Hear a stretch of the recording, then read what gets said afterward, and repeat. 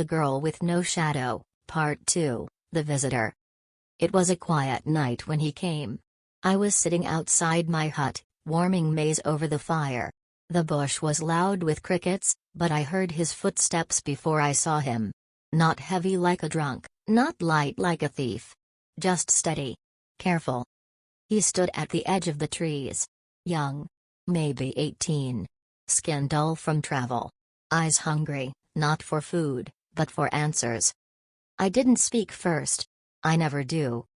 He said, "Are you the one they call the girl with no shadow?" I didn't lie. Yes. He stepped closer. "They say you walk with spirits." "I walk alone." He nodded. Sat across the fire without asking. Brave, or foolish.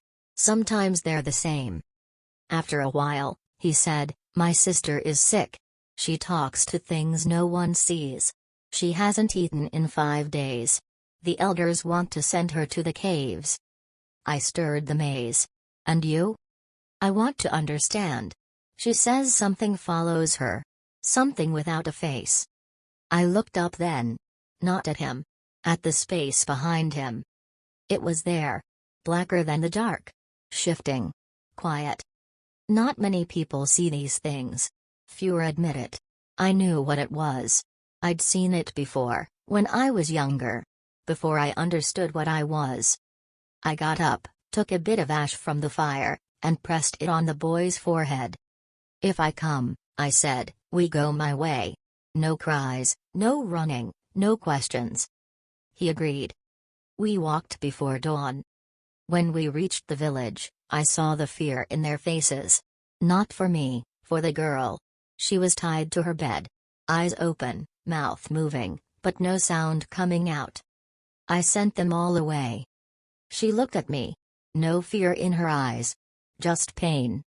The thing beside her was strong. It fed on her silence. Her doubt. Her guilt. I sat beside her and whispered, "It's not your fault. You just see too much." The thing hissed. I removed my wrapper and stood in the light. The sun was rising through the cracks in the roof. No shadow behind me. The thing froze. I said, "I walk without shadow because I carry truth. You hide in lies. You don't belong here." It fought. They always do. But in the end, it left.